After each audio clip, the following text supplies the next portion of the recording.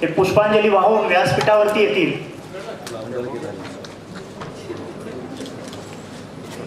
अजहर भाई यहाँ से अजहर भाई लाइट आ रहे। अरे अपोजिट लाइट, अरे यार बंद करो, लाइट बंद करो।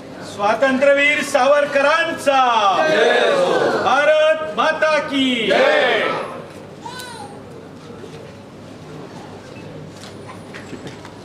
माजी नगरसेवक सन्माननीय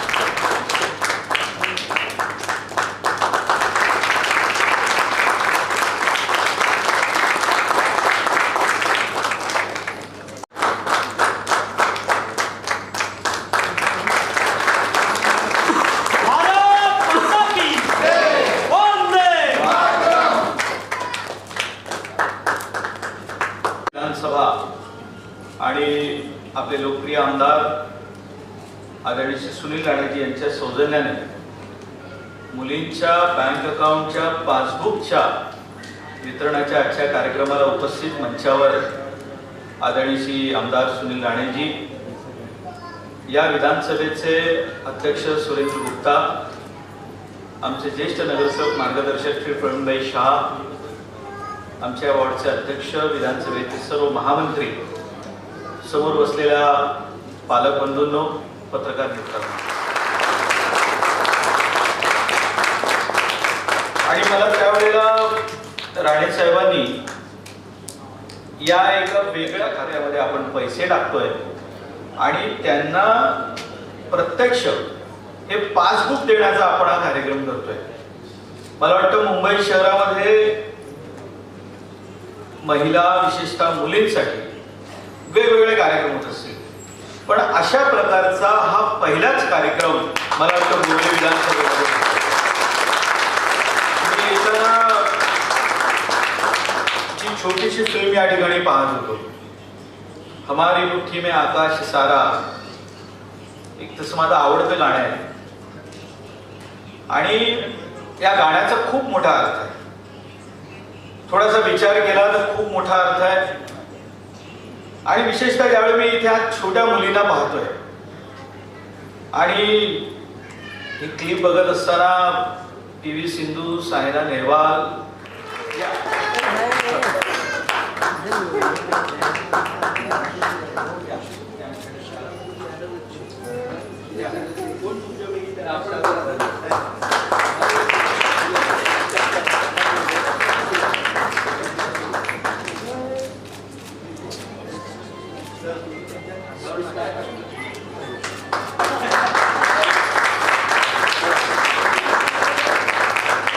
विधानसभेतील विविध शाळांमधून आपण 13 डिसेंबरला बाल महोत्सव संपन्न केला। त्याच्यामध्ये सिंहाचा वाटा हा वर्षा सुनील राणेंचा होता आणि या मुलांना राज्य नाट्य स्पर्धेमध्ये पाठवण्याचं महत्त्वाचं काम सन्माननीय वर्षा सुनील राणे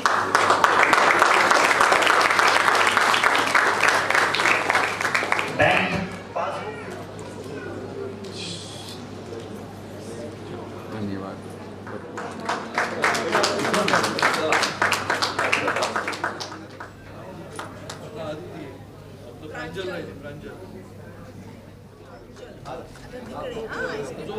सरकार को आने वाले 30 तारीख को 9 साल पूरे हो रहे हैं और ये देश जिस प्रकार से पिछले 9 साल में आधुनिकता की ओर बढ़ा, आदरणीय प्रधानमंत्री श्री नरेंद्र मोदी जी के नेतृत्व में ये देश ने पिछले 9 वर्षों में जिस प्रगति की राह देखी, न सिर्फ एक राज्य में बल्कि हर राज्य के हर कोने में विकास की गंगा बहने लगी। और आदरणीय मोदी जी को हम धन्यवाद इसके लिए भी देते हैं कि बहुत सारी योजनाएं उन्होंने कल्पकता से इस देश के छोटे छोटे बेटियों के लिए उन्होंने बनाई। शिक्षा का क्षेत्र हो, सेना का क्षेत्र हो, अलग अलग क्षेत्रों में हमारी बेटियां पढ़े बढ़े आगे चले, इसके लिए उन्होंने बेटी पढ़ाओ अभियान, जो अलग अलग अभियानों से भी सर्वश्रेष्ठ है। ये देश की छोटी छोटी बच्चियां, छोटी बेटियां आगे बढ़ के आगे बढ़े, इसके लिए बहुत ही कल्पकता से योजनाएं बनाई और वो योजनाएं कल्पकता से वास्तविकता में उतारने के लिए प्रयास किए। और इसके लिए आज अभी हम सभी यहाँ पर बोरीवली में ये हमारी छोटी छोटी बेटियों के नाम पे हमने बैंक के खाते खोले हैं और स्टेट बैंक ऑफ इंडिया के माध्यम से कोई दूसरी में है, कोई तीसरी में है, कोई पहली में है, ये छोटे बेटियों के नाम पे खाते। ऐसे नहीं है कि सिर्फ उनके माँ और पिताजी के नाम पे बैंक अकाउंट है, वो तो सबके होते हैं, लेकिन ये छोटी बेटियों के नाम पे खाता खोल के उसमें करीबन 100 बेटियों के नाम पे खाता खोल के हमने उसमें हज़ार रुपए भरे हैं। और अगर ये देश भर में ये योजना चली तो हमारी ये बेटियां जब बड़ी हो जाएगी, 18 साल की हो जाएगी, तो उसमें अलग अलग योजना के माध्यम से जो पैसे हम भरेंगे इनके लिए, वो 18 साल के पश्चात जब वो बड़ी होगी और आगे की शिक्षा हासिल करने के लिए भारत में या भारत के बाहर उसको जाने के लिए प्रयास करेगी, तो उस पैसे का लाभ उसको आने वाले समय में शिक्षा के लिए होगा। ये बहुत ही अभिनव अनोखा प्रयोग है और मैंने उसकी शुरुआत हमारे विधानसभा के क्षेत्र में उसकी शुरुआत की है। 100 बेटियों के नाम पे हमने अकाउंट खोले, उनमें से आज जितनी बेटियां यहाँ पर उपस्थित है उनको हमने पासबुक का वितरण किया। एक छोटी बैंक जो हम छुट्टा पैसा वो बैंक में डालते हैं, जब हम सब बच्चे हुआ करते थे तो वो छोटा पिगी बैंक लेके हम भी घूमते थे, ऐसे इनके हाथों में भी वो हमने बैंक दिया है।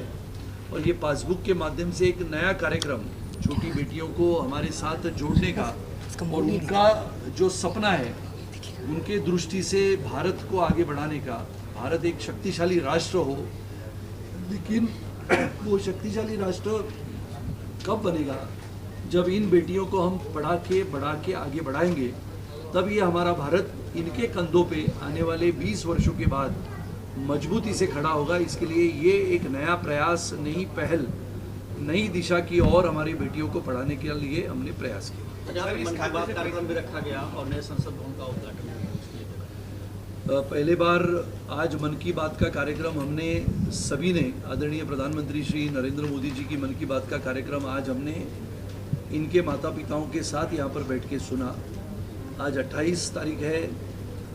इस देश को हिंदुत्व की विचारधारा देने वाले स्वतंत्र वीर सावरकर जी की 140वीं जन्म जयंती है। वो जन्म जयंती के उपलक्ष्य में भी हमने स्वतंत्र वीर सावरकर जी के प्रतिमा को, उनकी पवित्र स्मृति को अभिवादन किया, कोटि कोटि वंदन किया। और उसके पश्चात आदरणीय प्रधानमंत्री श्री नरेंद्र मोदी जी ने नए संसद भवन का आज उद्घाटन किया। ये देश में पहले का जो संसद भवन था, जिसका इतिहास था, और ये नया संसद भवन जो आने वाले समय से आधुनिक भारत की एक नई पहचान बनेगा। स्वतंत्रता का संग्राम, स्वतंत्रता का इतिहास, आज़ादी के वो 75 वर्ष जिसको हम अमृत महोत्सव कहते हैं, वो सभी बातों का, सभी चीज़ों का और सभी घटनाओं का इतिहास हमारे पुराने संसद भवन में है। और ये नया संसद भवन जो आने वाले हिंदुस्तान के गर्वशाली, शक्तिशाली होने का एक नया अंदाज हम सबको देगा। आज हमारे पास 545 सांसद है जो हमारे संसदीय क्षेत्र से चुनाव जीत के आते हैं। करीबन 200 के ऊपर हमारे राज्यसभा के सांसद है।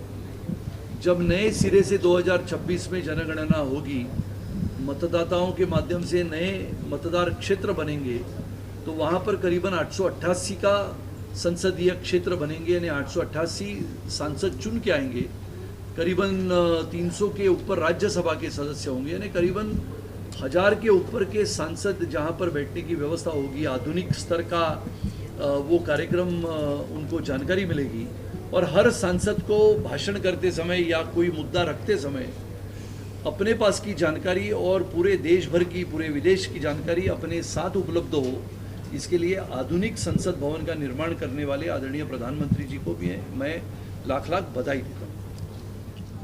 बहुत बड़ा धन्यवाद अपने आदरणीय श्री नरेंद्र मोदी जी का, जिन्होंने ये स्कीम चलाई है बेटी बचाओ बेटी पढ़ाओ के द्वारा, कि अपने देश की लड़कियां और स्त्री एक परिपूर्ण और स्वतंत्र जीवन जी सके, इसके लिए एक बहुत बड़ा कदम है। और हम ये शुरुआत यहाँ बोरीवली विधानसभा में कर रहे हैं। कॉन्ग्रेचुलेशंस कहना चाहूँगी, अभिनंदन अपने जो आमदार विधायक हैं श्री सुनील राणे जी का और सभी ये बच्चियां जो आज आई हैं यहाँ पे उनका भी अभिनंदन। सर, इस खाते से पैसे निकाल सकते हैं? नहीं, खाते से ना माँ और पिताजी कोई पैसे नहीं निकाल सकते, लेकिन ये जब बड़ी हो जाएगी, अभी जैसे मैंने कहा कि बहुत सारे NGOs काम करते हैं, बहुत सारी संस्थाएं काम करती है, बहुत सारे लोग ऐसे होते हैं जो मदद या सहायता बेटियों को पढ़ाने में, बढ़ाने में, उनकी शिक्षा के लिए मदद करते हैं, जिनका नाम गुमनाम रहता है। ऐसे बहुत सारे लोग ये खाते में पैसा भर सकते हैं। निकालने की व्यवस्था ये जब 18 साल की होगी तब यही कर सकती है, बाकी उस खाते को कोई हाथ नहीं लगा सकता।